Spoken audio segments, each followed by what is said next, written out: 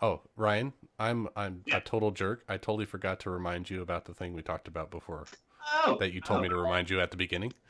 so before everyone, Oh, it's the end. no worries. Effectively, there's all players. Effectively, Lucas was telling me about a kind of just in and out. So A when he's game that back, I watch. I'll say it. Oh, what? We're waiting for Nick to see if Waiting his on Nick. internet to quit being He's in shit. and out. Oh,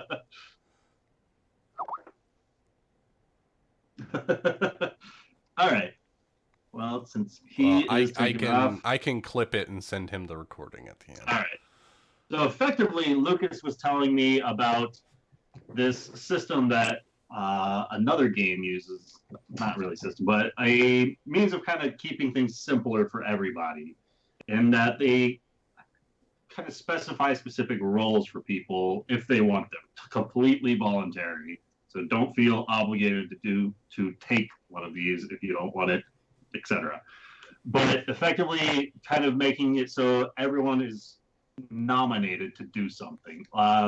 Some of the examples of these kind of positions are like a diplomat would be the player to specifically paying attention to NPCs' names and keeping track of the names, the titles, and kind of if the party's on good or bad terms with them, kind of like the Veil just sent some people out to kill us, maybe knock them down a couple of notches in our book, kind of a thing. And then there's a role like the decisionist, who is effectively that the tie-breaking vote. So whenever there's just four of us here and present, whatever they, if two people are saying this, two people are saying that, and you can't quite come to a we're doing this or we're doing that, whatever side the decisionist says, they pull rank saying, I got the tie-breaking vote, we're going to do this, kind of a thing. ooh. Essentially, kind of like a party leader Martial role. law. Martial Yeah, law, yeah. kind of like a party leader kind of a thing, but only in instances where it's like, well, we're kind of unsure which way to go. Yeah, it So really like helps this. in, Yeah. so even instances whenever say one player doesn't want to vote one way or the other, they can make use of the decisionist to be like, all right, well, since you're not going to vote, we're going to do this Yeah. kind of a thing. That helps like speed things along when we're having the back and forth like what are we going to do? What are we going to do? And When the then back and forth goes on a little too long and yeah. there's still no give or In way one progress. way. Yeah, Yeah. then Like, for instance, if you're trying to decide if you're going to ride horses or be on a boat, and all of a sudden you're on a Exactly. boat. where we spend 3 hours trying to figure out. Yeah. Exactly. So it'll be that person comes in and says, "Okay, let's do a vote. All right, we do this, we do this, we do this. Okay, here's my vote. It's 2 votes. We're doing this." So, So another role is the documancer, and they're the person that kind of keeps the quest log going. So anytime somebody says, "Oh, I want you to save Sanji's kid," you mark that down somewhere and just kind of keep track of overall what potential tasks. quests the party might have to take up, what they've accomplished, and the like. Maybe even keeping track of rewards, maybe. Uh, and as well as the papers and the letters and all those kinds of documents that might pop up at some point or another. Then I there's know the who would horse fit well with person. that one. There's the horse person, which is effectively probably Bag of best holding. suited for whoever gets the bag of holding in the party, as they'll be keeping track more or less meticulously what goes in and out of the bag and kind of overall what the party has. So like kind of overall party wealth they might kind of keep track of if you guys decide to go do a group savings rather than each person keeping their own share kind Yeah. of a thing.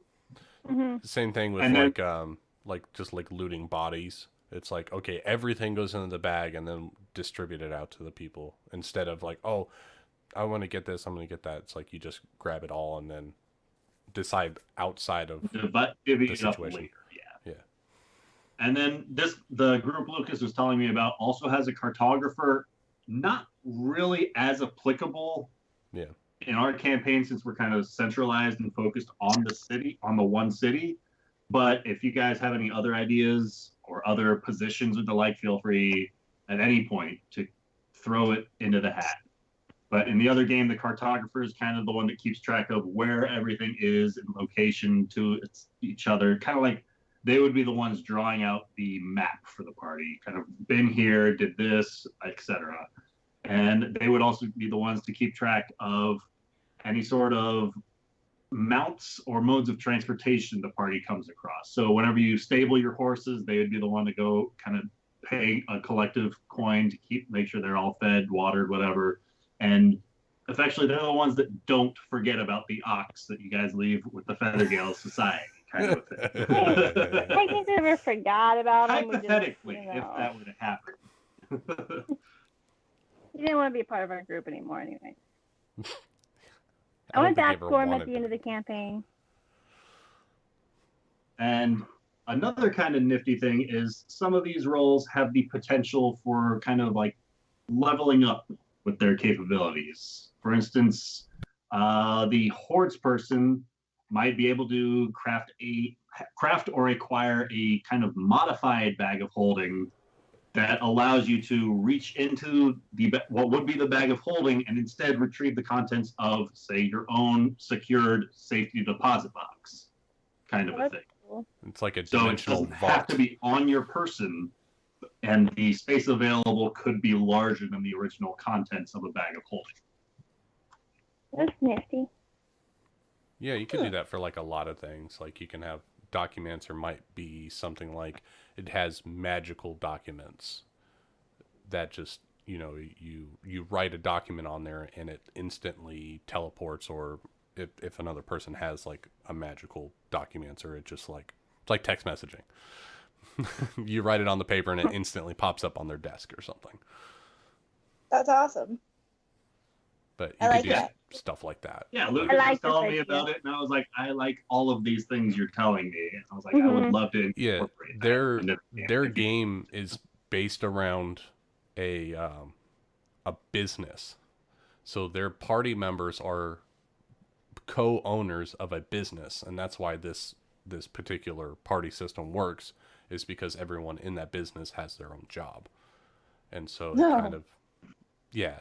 So they have an inn, and for instance, they were able to do a quest, and it unlocked basically a garage for their cart that would allow their horses to have better rest, so they could travel faster when they're out and about. So they travel like twice as fast.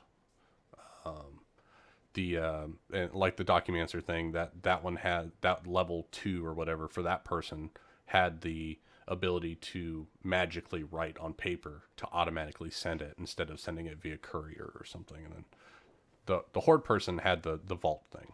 So, but yeah, so there was cool things that you can do, and you can go anywhere with it. Really, there's numerous things that you can do with these kind of things. So, but it was just a thought I brought up, just because I know in the last campaign we didn't really have, who was doing what. We were all we didn't have a role, really. Nick was like carrying everything when I wasn't, and he was also talking to everyone when no one else would, and so. We'll And give also- our life's purpose. Yeah. Also, by kind of assigning roles, each person kind of not just, I don't want to say focuses, but might be able to draw out more information about their specific topic. Like the hordes person might be more concerned about what sort of reward the party might get for doing such and such. The Documancer might be more interested in any sort of paperwork trail to help, like, say, Corbin Reed's ledger kind of a thing, like working through that and tracking down information in regards to that kind of stuff, rather than just like leaving piles of something or another behind that might have been valuable in hindsight, kind of stuff like that. Interesting. I like this. I like this idea. I think the Documancer could be cool. I already kind of try to keep notes of every session that we do. Obviously, I took like a month off, so my notes are not the best at the moment. But usually they're pretty solid. And it's interesting that we can level up with it. But yeah, and like I said, this is just this is just base. I mean, you can totally expand this everywhere. I mean, you could even eventually you could get your own building in the city that is dedicated to this business job that you do. You know, that could be like an ultimate, like a goal within the city. But it also helps, like for me personally, like with the notes, I'm terrible with keeping track of people. So like Me if too. so, and but what it I've been helps talking with you. Ryan about it, and I think I have a better way of doing it now. So I'm like, I could maybe do the people because I'm not good with names, but I'm like, that's something that I could work on, and then that would become better with names, and that could be useful. But it, like for me, just like as a player, if I had like one thing I had to focus on while playing, like say I was the hordes person, I'm just listening to loot, these kind of things.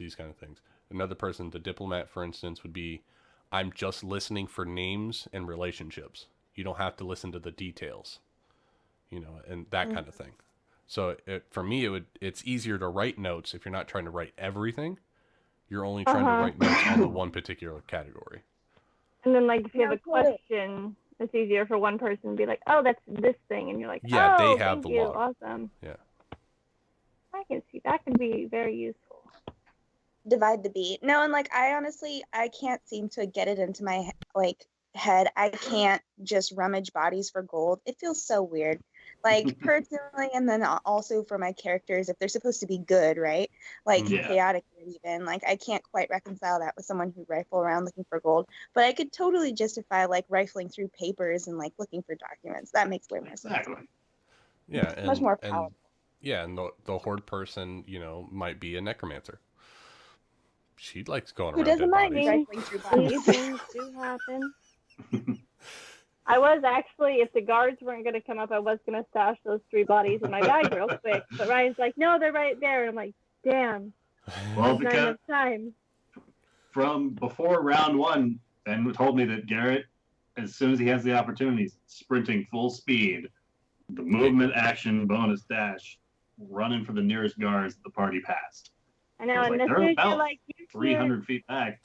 You're like, you hear Garrett yelling for guards, and I'm like, there's a body. I'm like, I need 2 moves to get to it. And then combat was over, and I was like, damn, it wasn't enough time. It was a deja vu. Such a deja vu. I was like, wait, I know.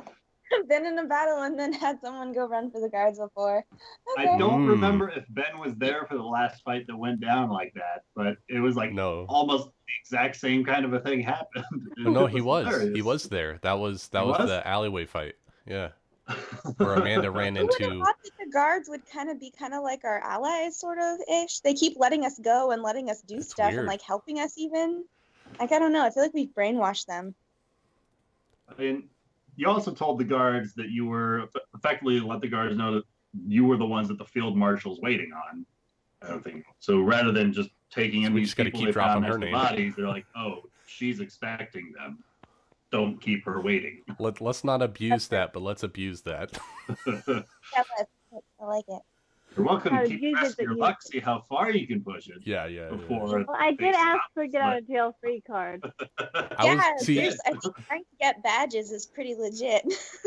That's why I was trying, you know, I'm not like a rogue, so I'm not like that crafty, but I was trying to pull like a Jack Sparrow in like guard's clothes kind of thing. I was like, hey, do you have like a guard voucher or a coin that I can show people that I've got a guard coin? Like, hey, look, I'm undercover. They don't trust us that well, apparently. No, they don't. Not yet, obviously. but we'll get it. Honestly, we would totally abuse that in like a second. Oh, yeah. It's like they know that. Drinks on the house. Probably. Yeah. Good session. Okay, well, I'm going to call it and try and get this one to sleep more. I finally got him to sleep like 10 minutes ago. Like the whole time he's been awake, and I'm like, oh my god. But I finally got him to sleep, so maybe I'll sleep tonight. Is he still up every like 2 hours? Oh yeah, definitely. Hour and a half, 2 hours. 2 hours. I know it sucks, but that's actually really good for him. I know. Luckily, I'm a really happy person, so I'm like, I'm okay. You sure sound like it. I'm losing my mind, but I'm Yeah, I can how I my can son live off was, of, and yeah, that's how. eventually I did get the webcam set up, but I'm like, eventually I'll show you guys him, but just not today because I look like crap and he's finally sleeping. So I'm like, Yeah, maybe next week. yeah, my son was like that until we got him on the bottle. Once he was on the bottle, he started sleeping through the night. We'll see. So. Only time will tell. Yep. He's lucky I love him so much because if he were a dog, he'd be outside. Okay, I'll make sure to cut that one out. CPS, she does love her child. I can't wait to just make a compilation of all these things to say over this. And we can play it for him at his wedding. Play it for him like on his 10th birthday. Like, hey, here's what your mother said. That you need to be the documancer of her mom. You need to write them all down with time marks. If you were a dog, you'd be outside. The warlock that I said he's a life sucker, so. Right? Here's out of context all the terrible things your mother's ever said about you. Happy birthday. I'm saying it in front of him. He can hear me right now. That's really bad. You shouldn't do that. That's another one to add to the clips. Saying it in front of him. Right in his face. I mean, he never lied. There you go. Never lied. Never lie to your baby boy. Never. No, I love him. I do. Yeah. Oh, he knows it. Okay, but I'm gonna call it for real. Yep. See if I will too. Great. Take care, guys. Have a fun week. New Year. Happy New Year. Welcome back. Bye. Bye.